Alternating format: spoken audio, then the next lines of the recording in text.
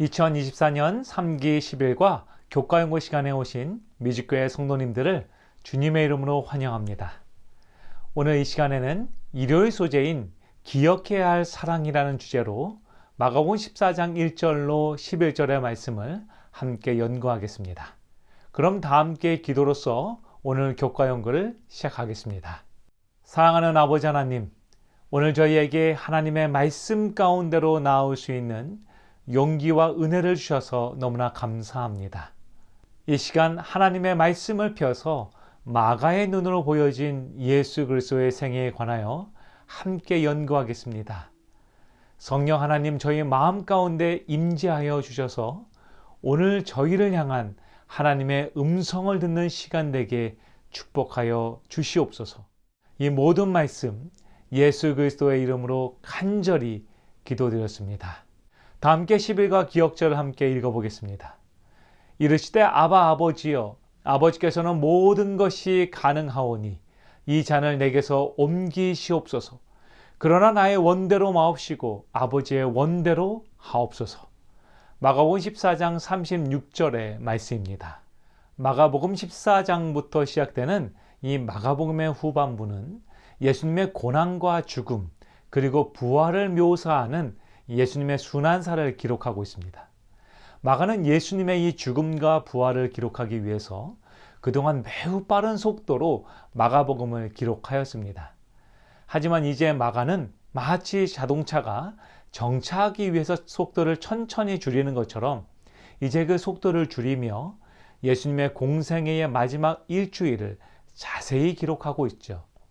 그러면서 그는 이 두 개의 대조적인 음모의 이야기를 전개하면서 마가복음을 읽는 독자들로 하여금 선과 악 그리고 빛과 어두움을 매우 선명한 문체로 서술하고 있습니다.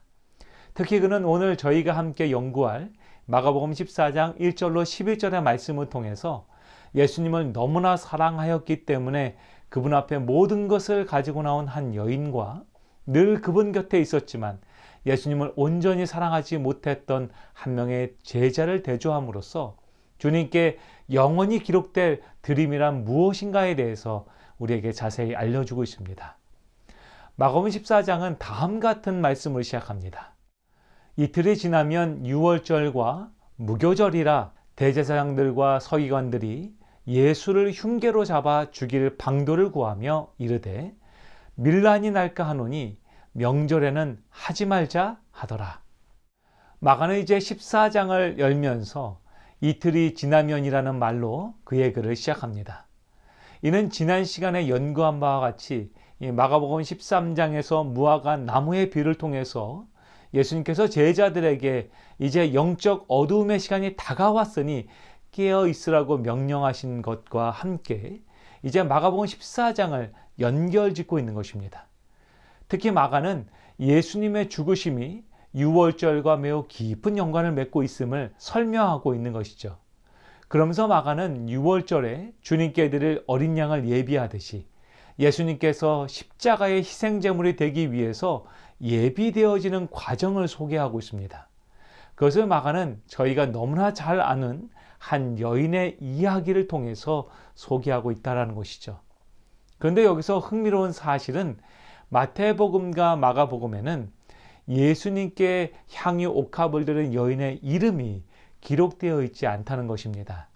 반면에 요한은 요한복음 12장 3절에서 그 여인의 정체에 대해서 이렇게 설명합니다. 마리아는 지극히 비싼 향유 곧 순전한 나드 한 근을 가져다가 예수의 발에 붓고 자기 머리털로 그의 발을 닦으니 향유 냄새가 집에 가득하더라. 물론 요한이 예수님의 가장 가까이에서 보았기 때문에 그 여인이 마리아였다라는 것을 알았을 수 있습니다. 그러나 우리가 마가복음 14장의 구조를 한번 살펴보면 이 마가가 특별히 그 여인의 이름을 기록하지 않은 이유를 또한 발견하게 됩니다. 마가복음 14장 1절로 11절은 다음 같은 구조로 기록되어 있습니다. 마가복음 14장 1절로 2절은 대제사장들과 서기관들이 예수님을 죽일 방도를 찾고 있다라고 기록합니다. 그 다음 3절로 9절은 한 여인이 예수님의 머리에 향유를 붓는 이야기를 기록하고 있죠. 그리고 10절과 11절은 가룟 유다가 배반하여 예수님을 팔기로 한 서약이 기록되어 있습니다. 지금 마가는 예수님께 자신의 모든 것을 드린 한 여인과 예수님을 적은 값에 팔기로 약속한 가룟 유다를 대조시키고 있는 것입니다.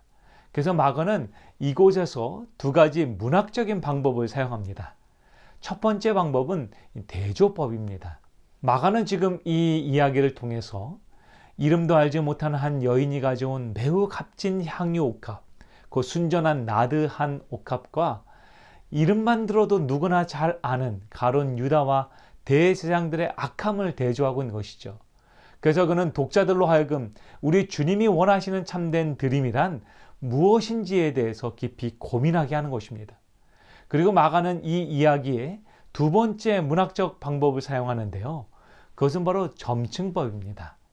우리가 마가복음을 읽어보면 우리는 옥합에 관해서 비난하는 사람들을 발견하게 됩니다. 마가복음 14장 4절은 이렇게 그 사람들을 묘사합니다. 어떤 사람들이 화를 내어 서로 말하되 어찌하여 이 향유를 허비하는가 책망하는지라. 마가는 어떤 사람들이 여인을 책망했다라고 말합니다.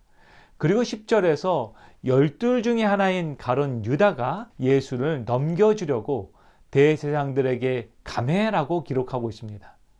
그래서 마가는 어떤 사람들 중에서 그리고 그 가운데 있는 12 중에서 바로 한 사람인 유다를 연결짓고 있는 정칭법을 사용하고 있는 것이죠. 그래서 마가는 어떤 사람들 중에서 그리고 12 중에서 한 사람 가룟 유다가 연결되어지고 있는 이 점층법을 통해 예수님께 온전히 순종하지 못하고 자신의 생애를 드리지 못한 가룟 유다를 더욱 대조적으로 보여지게 만든 것입니다. 결국 이처럼 자신을 주님께 온전히 헌신하지 못하고 드리지 못한 사람들은 결국 하나님의 뜻이 아닌 사단의 뜻을 따라서 그를 기쁘게 하는 삶을 살게 된다라고 말하고 있는 것이죠. 그러면서 마가는 여인이 행한 일은 사람을 기쁘게 하는 것이 아니라 주님을 기쁘게 하는 일이었으며 그것을 좋은 일이라고, 즉 선한 일이었다라고 표현하고 있습니다. 그리고 우리 예수님께서는 그 좋은 일을 복음, 즉 좋은 소식에 기록하라고 명령하십니다. 성경은 이렇게 주님의 말씀을 기록하고 있습니다. 예수께서 이르시되 가만두라. 너희가 어찌하여 그를 괴롭게 하느냐. 그가 내게 좋은 일을 하였느니라. 가난한 자들은 항상 너희와 함께 있으니 아무 때라도 원하는 대로 도울 수 있거니와 나는 너희와 항상 함께 있지 아니하리라. 그는 힘을 다하여 내 몸에 향유를 부어 내 장례를 미리 준비하였느니라. 내가 진실로 너희에게 이르노니 온 천하에 어디서든지 복음이 전파되는 곳에는 이 여자가 행한 일도 말하여 그를 기억하리라 하시니라. 결국 예수님을 온전히 따르고 주님의 말씀대로 희생 제물 대신 주님을 예비한 참된 제자는 예수님을 항상 따라다니고 세상 가운데 인정을 받던 가룟 유다가 아니라 주님 말씀 그대로 그 어떤 불순물도 없는 온전한 믿음으로 나온 한 여인이었음을 마가는 오늘 저에게 알려주고 있는 것입니다. 그렇다면 오늘 이 마가복음 14장의 말씀을 읽은 저희는 과연 이 두 사람 중 어떤 사람이 되기를 선택해야 될까요? 영감의 교훈은 저에게 이렇게 권면합니다.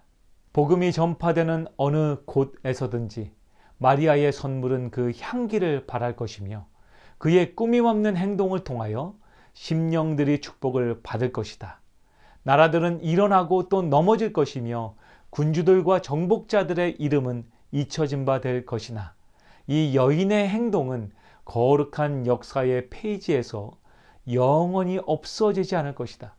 시간이 끝나는 날까지 그 깨어진 옥합은 타락한 인류에 대한 하나님의 큰 사랑의 이야기를 말해줄 것이다.